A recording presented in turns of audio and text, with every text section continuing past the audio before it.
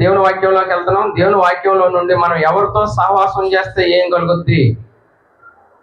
ఒక 3 ప్లస్ ఎవరితో సహవాసం చేయాలి, 3 మైనస్ ఎవరితో సహవాసం చేయకూడదు. అవే చెప్తాను, ఎక్కువ స్టోరీ చెప్పను.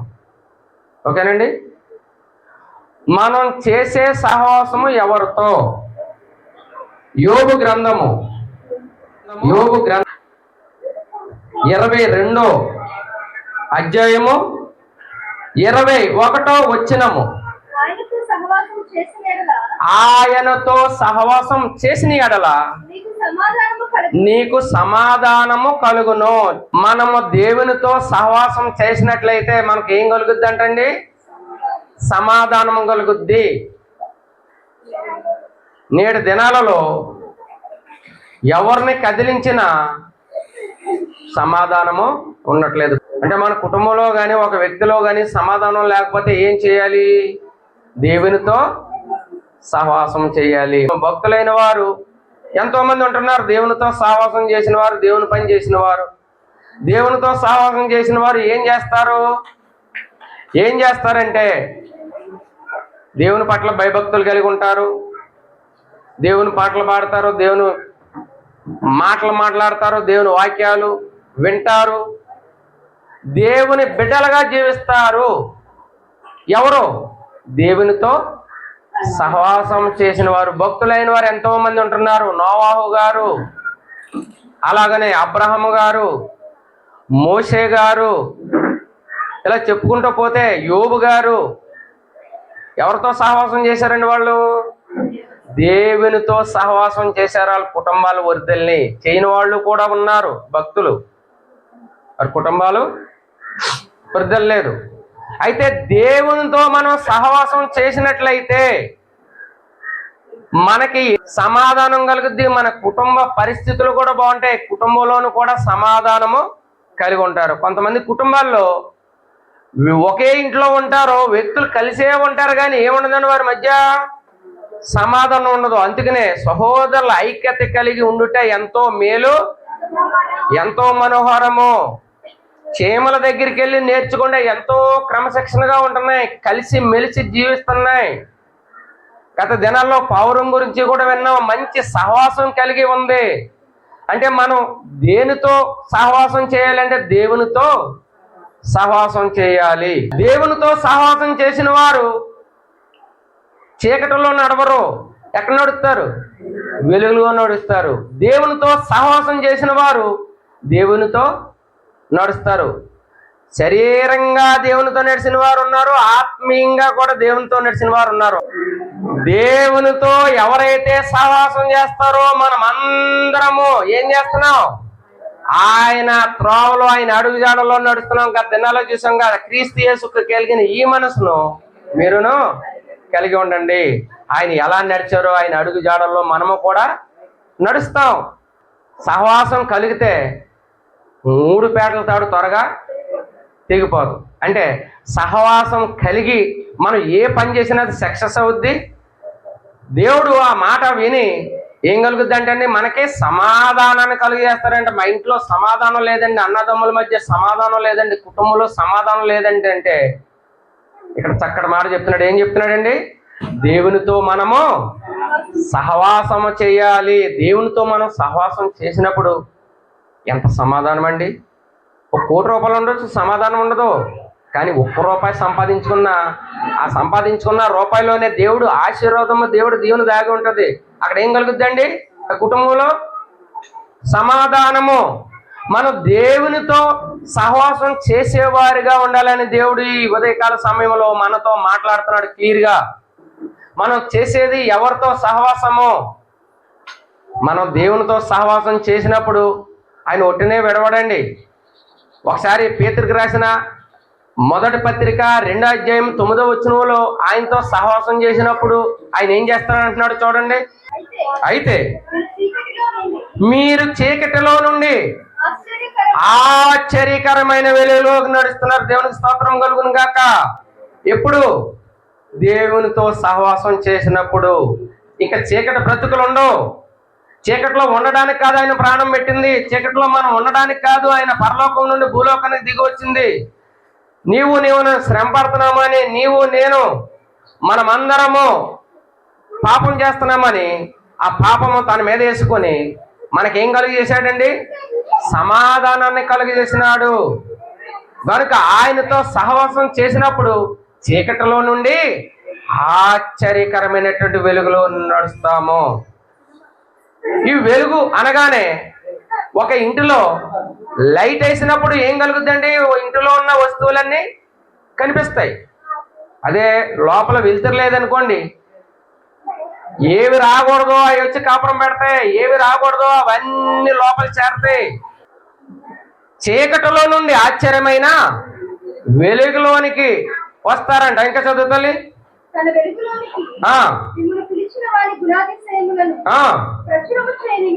ప్రచురింప చేయ నిమిత్తం అంటే చీకటిలో నుండి మనం ఆశ్చర్యకరమైన వెలుగులోకి వచ్చాం. ఒకప్పుడు ఎవరితో సహవాసం చేయకూడదో వారిని ఇడిచిపెట్టి ఎవరితో సహవాసంలోకి వచ్చాం? దేవునితో సహవాసం చేస్తున్నాము.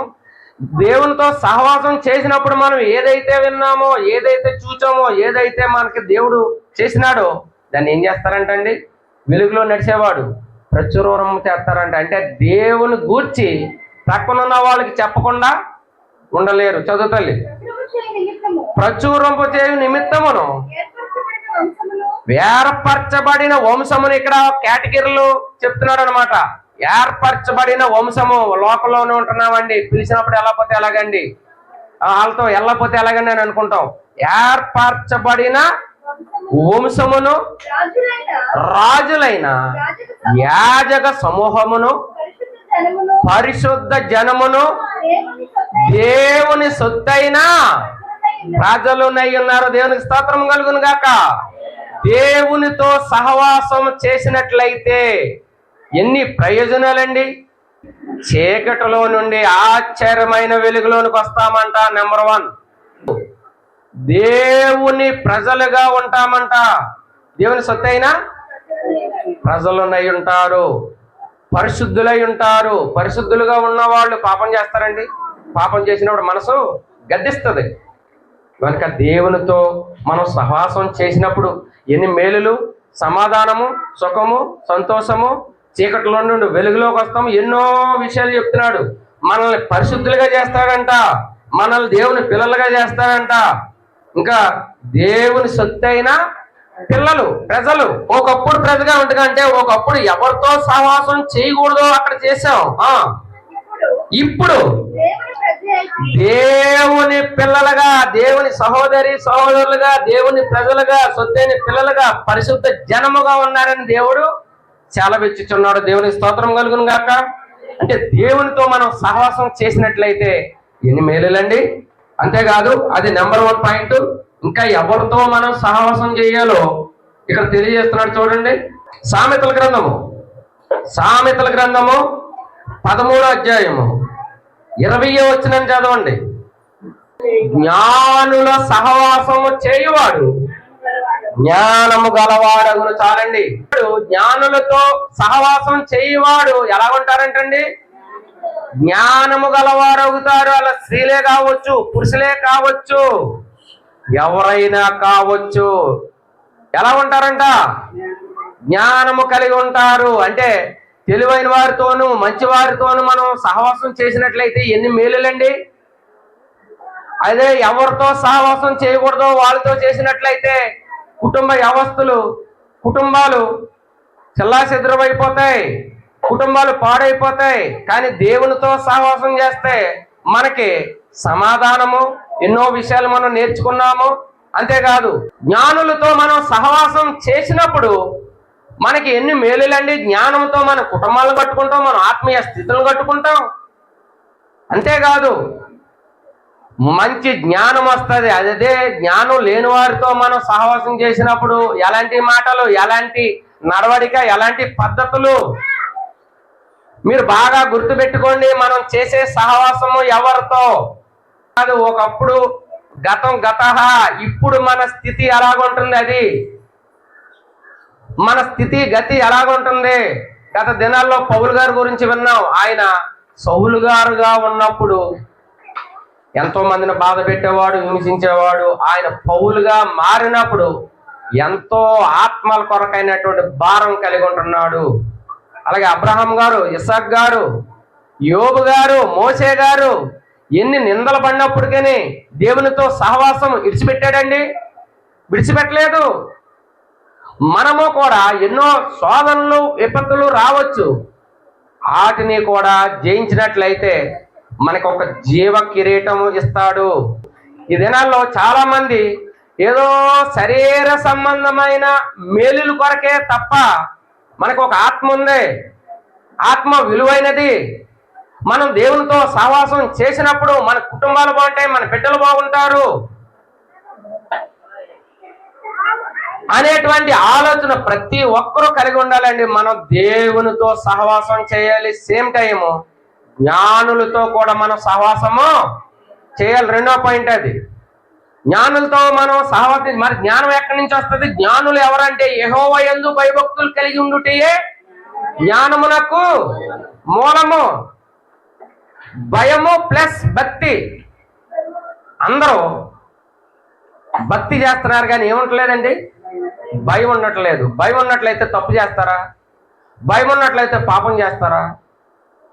అయ్యో నేను దేవుణ్ణి నమ్ముకున్నానే, ఒకప్పుడు ఎలా జీవించాను, దేవుణ్ణి నమ్ముకున్నాక ఎలా చేయకూడదు అనేటువంటి మనసు గద్దించి అది పబ్లిక్ అయ్యాక అయినా సరే దాన్ని కట్ చేసేయాలి. కానీ దాన్నే కంటిన్యూషన్ చేస్తే తప్పు. కనుక దేవుడు ఉన్నాడు, దేవుడు చూస్తున్నాడు. కూర్చుండుట, లేచుట, నడుచుట అన్ని దేవునికి తెలియను. గనుక మన మనస్సాక్షిని మనం కాపాడుకో, దేవుని యందు భయభక్తులు కలిగి చేయాలి. మనం ఎవరితో సహవాసం చేస్తున్నామో మనం చూసేయన్ని ప్లస్. దేవునితో సహవాసం చేయాలి, జ్ఞానులతో సహవాసం చేయాలి. రెండో పాయింట్. ఇంకోతే మూడో పాయింట్ కూడా చెప్తున్నాను చూడండి. అపొస్తలుల కార్యాలు 2వ అధ్యాయము 42వ వచనం చదవండి. అంతా ఒక లైన్ లో ట్రాక్ లో వెళ్ళిపోద్ది.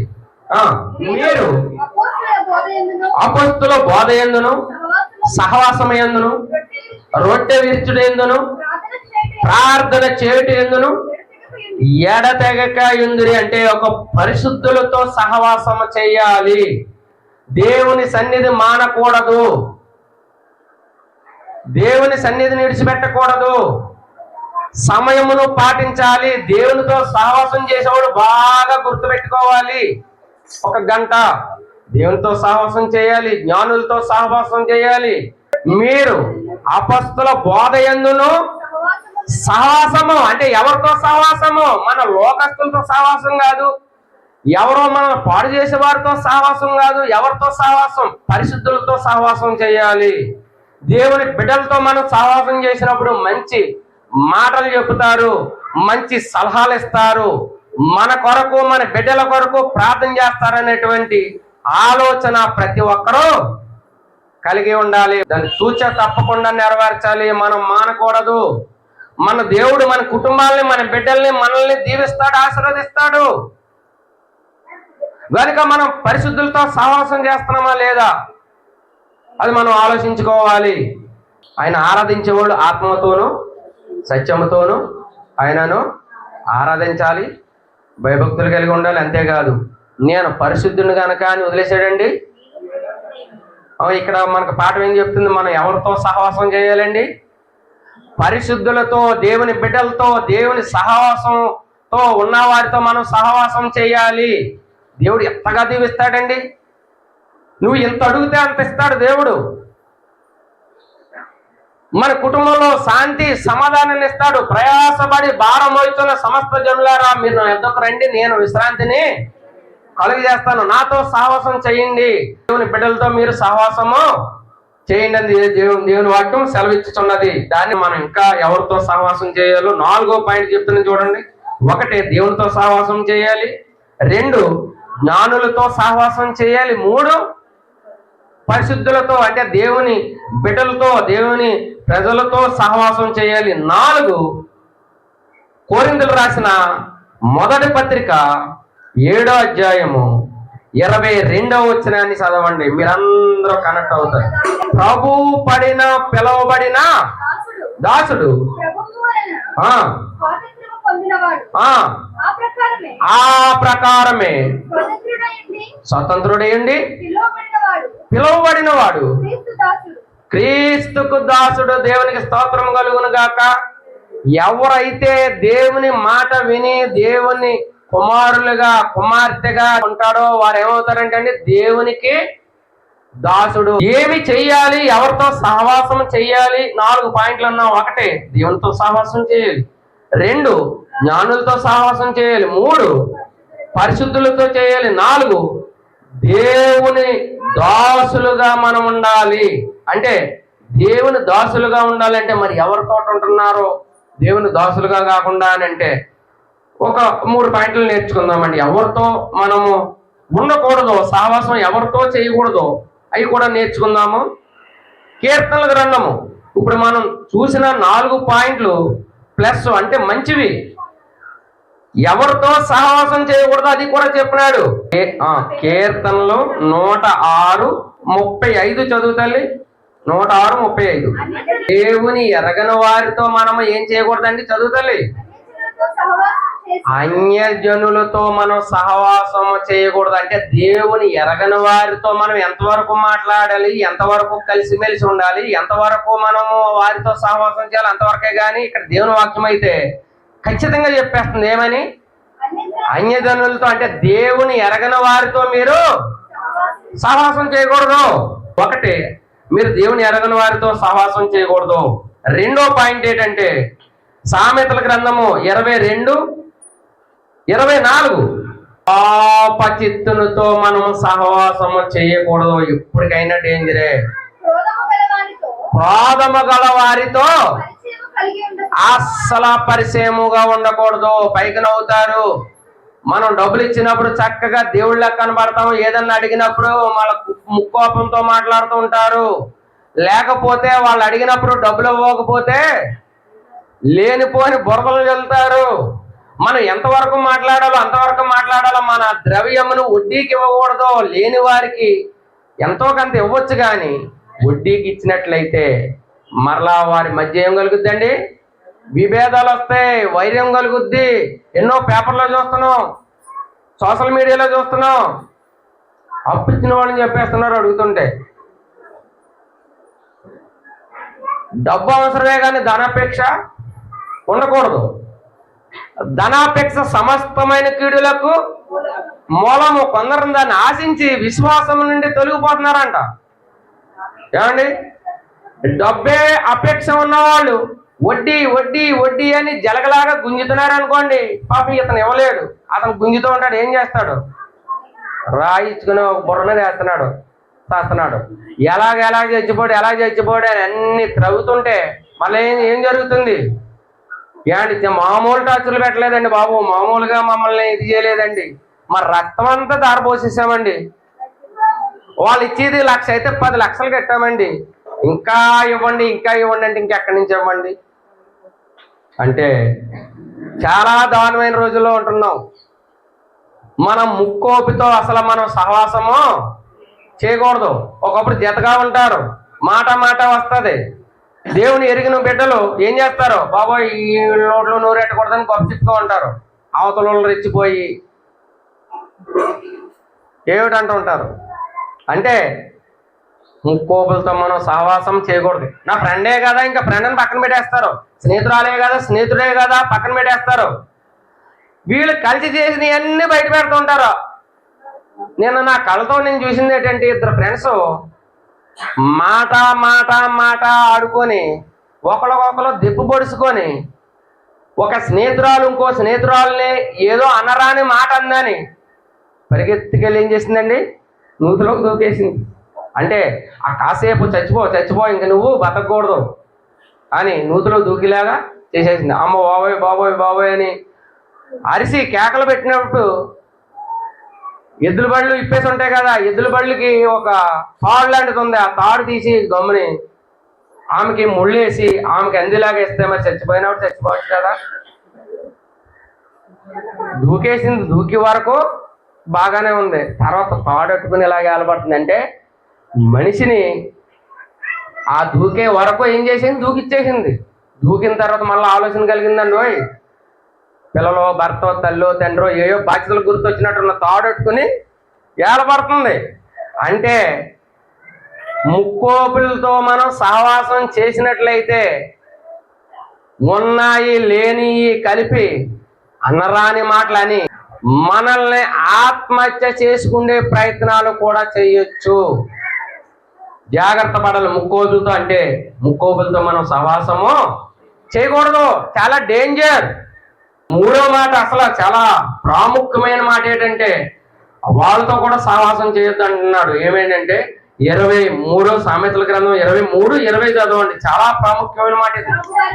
ద్రాక్షారసము త్రాగువారితోనైనాను మాంసము, అక్కడ మాట బాగా గమనించండి. మాంసం తినొద్దని తప్పులేదు, తినొచ్చు. కానీ ఏం చెప్తున్నాడండి ఇక్కడ? హెచ్చుగా తినవారితోనైనాను మీరు సహవాసం. బైబిల్లో ఎంత చక్కటి మాటలు పొందుపరచుండి ఇచ్చాడండి ప్రభు. నీవు తిండిపోతు అయిన ఎడల నీవు గొంతెక్కు కత్తి పెట్టుకొనవలెను. మనం తినటం కోసం బ్రతకూడదు, బ్రతకటం కోసం తినాలి. అంటే తిండి అపేక్ష, కొంతమంది ధనాపేక్ష ఉండదు, కొంతమందికి తిండి అపేక్ష, త్రాగుడు అపేక్ష. త్రాగుడికి బానిసలు అయిపోతూ ఉంటారు, కుటుంబాలు శిథిలమైపోతూ ఉంటాయి, మానలేరు. అంటే వారు ఎవరితో సహవాసం చేస్తున్నారు? ఒక ఫ్రెండ్ ఒకప్పుడు వాళ్ళ బర్త్డేరా, నేను నీకు ఫ్రీగా ఇప్పిస్తాను తాగరా అని ఒక పార్టీ ఇస్తాడు. మెల్లగా అలవాటు చేస్తాడు, ఇప్పించినప్పుడు తాగుతాడు, తర్వాత రుచి మరుగుతాడు, తర్వాత ఇంట్లో డబ్బులు పట్టుకుని వెళ్ళి మొదలెడతాడు. అంటే మీరు త్రాగుబోతులతో మీరు సహవాసము చేయకూడదు. అది నెంబర్ 1. ఇంకోటి ఏంటంటే ఇంకా త్రాగుబోతుల గురించి ఎంత ఉందంటే పాపం త్రాగి వాళ్ళకి ఏమన్నా ఇబ్బంది అవుతుందేమో పాపం. త్రాగుబోతుల గురించి సామెతల గ్రంథంలో ఉందండి. త్రాగేసి ఉన్నవాడికంట త్రాగేసి ఎక్కడో డ్రైన్ దగ్గర ఎక్కడో పడిపోతాడు పాపం. ఆయన సముద్రములో వాడ మధ్యలో పడుకున్నవాడి వలే ఉంటాడంటే. పడిపోయింది ఎక్కడ? మత్తులో ఉండి. డ్రైన్ పక్కన ఇంకో పక్కన అది ఏంటో తెలియదు, మత్తులో ఉండి పడిపోతాడు, నిద్రపోతాడు మత్తులో ఉండి. కానీ సామెతల గ్రంథాలు అందరూ చెప్పింది తెలుసండి, ఎంత చక్కగా చెప్పాడు. 23లో మొత్తం త్రాగుబోతుల గురించే ఉంది. అది రాజుపాము వల్లే కరుస్తుందంట, కట్టల పాపం వల్లే కాటు వేస్తుందంట. ఏంటి? త్రాగుడు. వాడు ఎక్కడో పడిపోయి ఉండి నడి సముద్రమున ఎక్కడో పండుకున్నవాడి వలే ఉంటాడంటే ఎంత సుఖం. ఇంకా కొంతమంది ఇలాగ అన్యం పుణ్యం ఎరగని వాళ్ళు రోడ్డు దాటేటప్పుడు బండెలు గుద్దేసి పుట్టుకమని చచ్చిపోతారు, లారీ గుద్దేసి పుట్టుకమని చచ్చిపోతారు. త్రాగుపోతాడు ఎప్పుడైనా సరే సర్వేర్లా కూల్చేస్తుంటాడు. ఈయన చాలా జాగ్రత్తగా చూసుకోవాలి. ఎవరో లారీ వాడైనా బస్సు వాడైనా అయ్యి బాబాయ్ మునిగిపోద్దు బాబాయ్నా అక్కడ ఉండగా అక్కడ ఆఫ్ చేసేస్తారు. ఇది ఇలాగ మొత్తం లారీ మధ్యలోకి వస్తుంటాడు. అమ్మ బాబోయ్ మన వాహనం మధ్యలో పడిపోతే పంపం. అంటే మనం ఎవరితో సహవాసం చేయకూడదండి? త్రాగుబోతులతో అయినాను, ఎచ్చిగా మాంసంతో తినేవారితో అయినాను మనము సహవాసము చేయకూడదు. ఒకవేళ అలాంటి వారు మన కుటుంబాల్లో ఉంటే వారి గురించి ప్రార్థన చేయాలన్న ప్రియ సహోదరి సహోదరులారా. వారి మార్పు కోసము, దేవుడికి పట్టబెట్టడం కోసము. ఈరోజు నీ కుటుంబంలో ఆ వ్యక్తిని బట్టి అవమానం కలుగుతుందేమో. ఎక్కడైతే అనుమానం పరచబడ్డాడో అక్కడే కనపరచబడతాడు, ఎక్కడైతే తృణీకరింపబడ్డాడో అక్కడే మహిమపరచబడతాడు.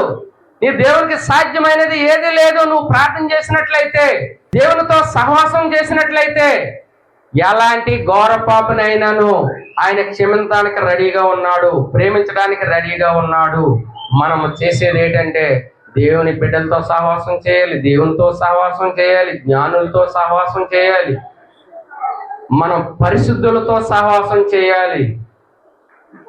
దేవుని ఎరగని వారితో మనం సహవాసం చేస్తాం, మనల్ని వెనకలాగా చూస్తుంటారు. వారితో సహవాసం చేయొచ్చు. ఎలాగా? నీ విశ్వాసం గొప్పదైతే, నువ్వు వెలిగించిన దాని అయితే, వెలిగించిన వాడు అయితే వారిని తీసుకురావడానికి ప్రయత్నం చేయాలి. కానీ లేకపోతే నిన్ను వారు లాగేస్తారు. ఒక పైన ఉన్న వ్యక్తి, మీకు బాగా అర్థం అవడానికి చెప్తున్నాను, జారుడు బల్లలు ఉంటాయి కదా, జారుడు బల్ల కానించి పైకి ఎక్కడం ఈజీయా లేకపోతే మెట్ల మీదగా ఎక్కి జారటం ఈజీయా చెప్పండి నాకు. జారుడు వల్ల మెట్ల మీద నుంచి ఎక్కి జారడం చాలా ఈజీ. బాగా గుర్తుపెట్టుకోండి. అంటే ఒక విశ్వాసి ఒక అవిశ్వాసిని, అంటే దేవుని ఎరగని బిడ్డలను వారిని గోతులో నుంచి పైకి లేవనెత్తడానికి చూడాలి. పైన ఉన్నవాడు పడిపోకుండా కాపాడుకోవాలి, చూసుకోవాలి, లేకపోతే మనం లాగేస్తారు. అది బాగా గుర్తుపెట్టుకోండి. అంటే మనం దేవునితో సహవాసం చేసినప్పుడు ఎన్ని మేలులు, ఎన్ని ఆశీర్వాదాలు. మన బిడ్డలు చక్కగా చదువుతారు. ఏదో చిన్న దాంట్లో కాలేజీలో సీట్ రావాలంటే పెద్ద దాంట్లో వస్తుంది. చిన్న ఉద్యోగం కోరుకుంటే పెద్ద ఉద్యోగం వస్తుంది. నువ్వు ఇంత అడిగితే అంత ఇస్తాడు. దేవునికి అసాధ్యమైనది ఏమీ లేదు. కనుక మనం ఎవరితో సహవాసం చేస్తున్నాం? ఒక మాట చెప్తున్నాను చూడండి, 3 చెప్పాను. ముక్కోపులతో సహవాసం చేయకూడదు, దేవుడు ఎరగిన బిడ్డలతో సహవాసం చేయకూడదు, ఎచ్చిగా మాంసం తినేవారితోనైనాను ద్రాక్షరసం తాగేవారితోనైనాను మనము సహవాసము చేయకూడదు. ఇంకొక పాయింట్ కూడా చెప్తున్నాను చూడండి. ఈ 4 కూడా మనకు క్లియర్ అయిపోతాయి. సామెతల గ్రంథము 28:7 తుంటరుల సహవాసం చేయబడి. అంత చక్కగా రాశారు. తుంటరులతో సహవాసము చేయకూడదు. తన తండ్రికి తన తల్లికి అపకీర్తి తెచ్చును. అబ్బా, ఈ బిడ్డ ఈ ఇంట్లో పుట్టిన బిడ్డ మంచి మార్కులు సంపాదించాడండి, ఈ ఇంటిలో పుట్టిన బిడ్డ మంచి చక్కటి పేరు సంపాదించాడంటే తల్లిదండ్రులకి ఎంత దీవెన, ఎంత ఆశీర్వాదము. అదే ఎల్లిన కాడాల్లో ఏదో గొడవ వేస్తున్నాడు అనుకోండి, ఎంత అవమానము. అయ్యి బాబోయ్, ఆడు బయటికి వెళ్తేనే ఓరు బాబోయ్ వీడు బయటికి వెళ్ళాడు, ఏదో గొడవ తెస్తాడు. అంటే తుంటూరులో సహవాసము చక్కగా కలిసిమెలిసి ఉంటారు. నిజంగా భలే వింతగా ఉంటుందండి. ఒక 4-5 కలుస్తారండి. ఆ సిట్టింగ్ టైంలో, సిట్టింగ్ అంటే కొంతమంది కూర్చుంటారు కదా, కూర్చున్నప్పుడు నేను ఇప్పిస్తాను, ఒరే నువ్వు ఇప్పిస్తారా అంటారు. ఇప్పిస్తాడు, ఒకటి ఇప్పిస్తాడు. ఆ గవరగా ఎక్కిదాకా బాగానే ఉంటుందండి. కొంచెం మత్తులు అయిన తర్వాత అంటే నువ్వు ఇప్పిస్తే నేను తాగాలా అంటే నేను అంత చేతగానే ఉన్నా, వాళ్ళ సంభాషణ భలేగా ఉంటుందండి. అప్పుడు వరకు స్పష్టంగా చూసేవాళ్ళకి ముఖం బాగానే ఉంటది, కానీ జేబుడికి మత్తు చేసిన వాడికి ఎలా ఉంటుందంటే అలా ఉంటుంది. అబ్బా భలేగా ఉంటుందండి సంభాషణ. అంటే మీరు ఎవరితో సహవాసం చేయకూడదండి? తుంటరులతో సహవాసం చేయకూడదు. తుంటరులతో సహవాసం చేయకూడదు. తప్పిపోయిన కుమారుడు కూడా ఎవరితో సహవాసం చేయకూడదు వారితో చేశాడు. ఎక్కడికి వెళ్ళకూడదు అక్కడికి వెళ్ళాడు. ఏది ఇడిచిపెట్టకూడదో అది ఇడిచిపెట్టాడు. మరలా ఆయనకు బుద్ధి వచ్చినప్పుడు తిరిగి వచ్చాడు. ఏమైతే పోగొట్టుకున్నాడో అవన్నీ మరలా సంపాదించుకున్నాడు. తండ్రి ప్రేమ ఎక్కువైపోయింది ఆయన మీద. ఈ సమయంలో మనము ఎవరితో సహవాసం చేస్తున్నామో మీకు బాగా అర్థమైందని నేను అనుకుంటున్నాను. మనం చేసేది దేవునితో సహవాసం చేయాలి, జ్ఞానులతో సహవాసం చేయాలి, పరిశుద్ధులతో సహవాసం చేయాలి. ఎడతెగక మనము ప్రార్థనలో కూడుకున్న వారితో సహవాసం చేయాలి. సహోదరులు ఐక్యత కలిగి ఉండాలి. అది మనము దేవుని వాక్యంలో చూసినప్పుడు దుష్టుల ఆలోచన చొప్పున నడువక పాపుల మార్గమున నిలవక అపహాసించేవాళ్ళు, అపహాసకులు కూర్చుండక మన వారితో మనం సహవాసము చేయకూడదు. తిట్టుబోతులతోనూ, ముక్కోబులతోనూ, త్రాగుబోతులతోనూ, దేవుని ఎరగని వారితోనూ మనం సహవాసము చేయకూడదు.